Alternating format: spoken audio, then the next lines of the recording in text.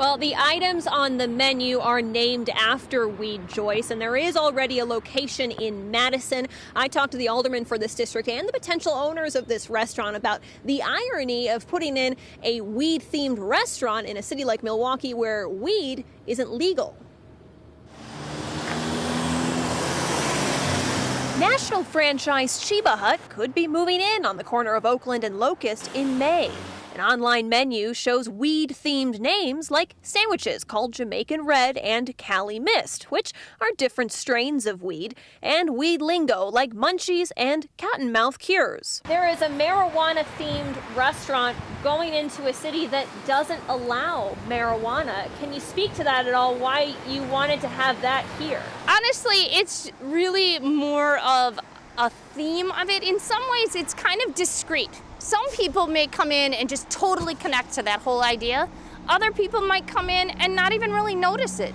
There we go. The owners, who are still working on a liquor license, say they like the laid-back and fun atmosphere of the restaurant.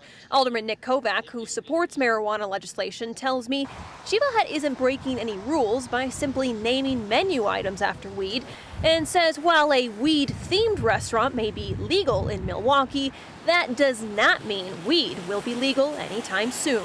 Madison, as an example, they have decriminalized marijuana there. Can Milwaukee do something similar as to what Madison has done? As long as the state says marijuana is illegal, the trick is if we say it's no longer a municipal violation, then it automatically becomes a state violation. We would do more if we could.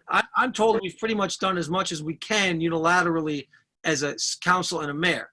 If we had a police chief that was more progressive on this issue, then we could do a lot more. Caroline, you mentioned the owners still need to get approval for a liquor license. So what does that do to the timing of the restaurant opening? Well, they have signed the lease. They have the architectural drawings of what they want the place to look like, but they're still in the beginning stages of this. They've got to meet with city leaders, city officials, and people in the neighborhood here, and they're hoping to have this opened by May 2021, Joyce. We'll see what happens in the spring. Caroline Reinwald reporting live.